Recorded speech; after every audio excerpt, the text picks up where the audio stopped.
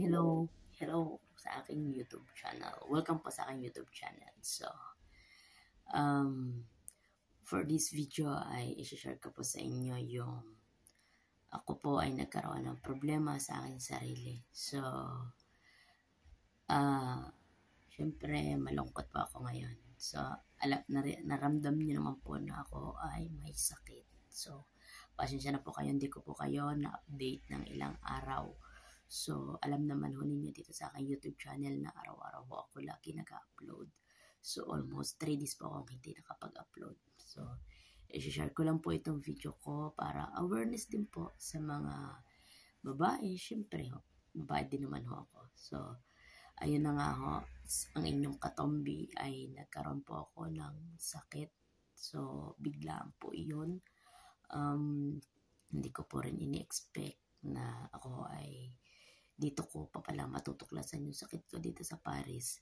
So, ikukwento ko lang po sa inyo kung paano ko nalaman. So, noong Sunday po, kami ay lumabas ng baby ko. May tinat po kami kasi may kinuha ko siyang alas na in order.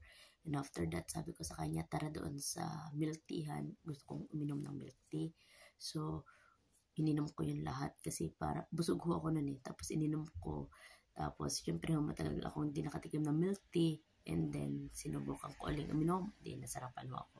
Pag uwi ko ho, nag-live kami sa Facebook. Sinusubukan niya ako. Ang aming kinakain ay lutong Batangas. Kasi Batanggenyo ako. Nagluto ako ng paksiw na pata.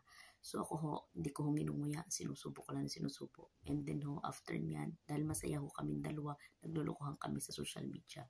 And after po niyan ay ako ho ay biglang pinakain pa niya ako ng orange grapes. And then sa kalagitnaan po ng pagla-live ko sa Facebook, kasi po may hinahabol ako doon sa monetization, ay bigla na lang po sumakit ang aking tiyan na hindi ko na ho kaya.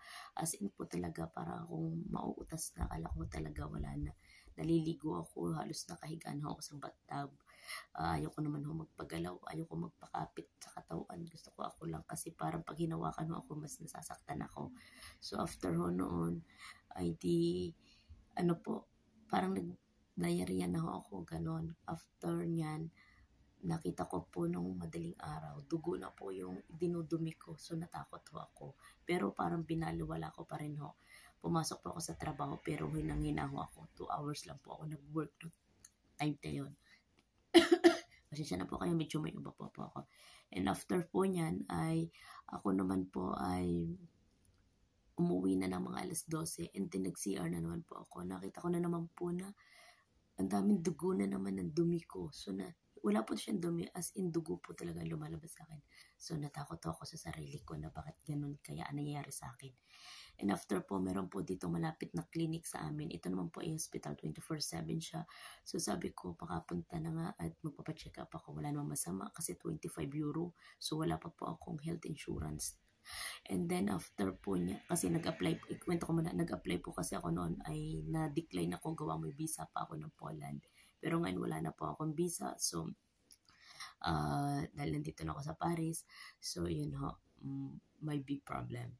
So, after nyan ho, nung na-check up po ako, pagka-touch pa lang po sa akin ng doktor sa tiyan ko, may problema na daw po ako. So, ako po ay na-hospital ng 1 day. Lumabas kami ng Monday ng alas 3 ng madaling araw. Kasama ko pa ang girlfriend ko. Si Bebe, may trabaho ho siya. So, puyat na po siya. Pero kailangan po kailangan kasi nga wala akong kasama nung ako pumunta ng hospital.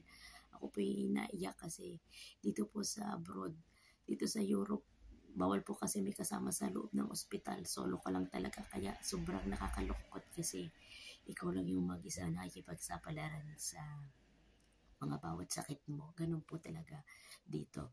So, halos kapatid ko, mga pinsan ko ay nandoon sa labas. Inintay nila ako ng Sunday ng 11:30. Pero si Bebe nagpaiwan pa hanggang alas 3. So, nakalabas ako alas 3. So, dito po hindi nyo malalaman magkano ang bill. Ang bill po ay malalaman ko pa after 3 months at isisend po yun dito sa bahay namin. Ganun po dito ang process pag kayo na ospital. Pag mga emergency. And then doon po iniskan po buong katawan ko at doon din po na-check po ang dugo ko. So ako po ay isang anemic. Tumaas po ang pagiging anemic ko. Kasi nga po, late na ako ditong natutulog nga ako eh. So, Taiwan pa lang alam kong anemic na ako. And then dito ay naging mas anemic pa ako. And after po niyan, may nakita po sa aking katawan na atorva daw. Akala ko kung ano yon. So, akala ko lang ay wala lang ako. Kung alam ko daw bang may ganun ako. Yun yung nakita sa... hindi ko pa rin lubos alam ko ano yung sinesearch ko sa Facebook, sa YouTube, sa Google, kung ano yun. So, akala ko kasi dito lang sa gastro, hindi pa rin po pala. So, sinuggest po ng doktor na pumunta ako ng gynae para sa second opinion. Nagpunta po ako sa gynae, and after that ay nagpa-ultrasound po ako. So, ang ultrasound dito 100 euro, ang blood test 30 euro. So, yun. So, alam nyo ba, nagpunta ako doon. Dito kasi within 1 day, alam nyo na po agad ang result. So, yun ho, naalaman ko agad ang resulta. So, very sad to say, but ako po pala ay meron pong myoma sa matres. So, malaki na po siya, 14 mm. Kasi nung sinearch ko po siya sa Google ay ang 10 mm pataas na po pala ay kasi laki na siya ng watermelon. Ganun po pala kalaki yung aking bukol na sa matres. So, this is not safe. Siyempre po kasi po, kaya po pala matigas yung puson ko at malaki din po yung puson ko. So, ngayon ko lang po na-detect kung ang symptoms ko, parang di ko naman nararamdaman kasi wala ako nararamdaman ng sakit. So, ngayon alam nyo, ang pakiramdam ko, mabilis po akong mapagod. Actually, last week nagkaroon ako ng sakit, opo, sipon, medyo may kaunting lagnat. And ngayon nga po, inubo ako. Ngayon po, nararamdaman ko ang sakit dito. Yan. And anyway, ang gagawin po pala sa akin, ay ngayon po, pinaprocess ko ang aking health insurance. May tumutulong sa akin dito na kaibigan namin dito sa France na siya ay sasamahan niya ako sa pag-ayos ng aking health insurance kasi sabi ng doktor po sa akin ay babalik ako after 2 weeks sa kanila para po ako ay para po i-process ang gagawin sa aking laser operation. Kasi po kailangan pong maalis itong bukol sa matres ko kasi akala ko po ay ang gagawin sa akin ay operation. So, iba na po pala dito ang teknolohiya, very high-tech. Siyempre, lahat na po ng process dito ay laser. So, ang gagawin po sa akin ay ili-laser yung bukol. Tatanggalin din po yung kidney na may tubig po kasi ang kidney ko. So, tatanggalin din po yung sisipsipin. So, super anemic ko. As of now po ako ay nagagamot. Hopefully, marami po sa aking nagmamahal. Alam ko isa sa inyo ay nag-aalala din sa akin kung ano ang situation ko. So, as of now, hindi po ako, last week hindi po ako nakaka-work. Pero, ngayon po, ako po ay mag-work sa panghapon pero wala lang po akong linis. At ako po ay nagpapalakas para sa darating na laser operation na gagawin sa akin after 2 weeks. And hinihiling ko po sa inyo na ipagdasal nyo po ang maging maayos yung process.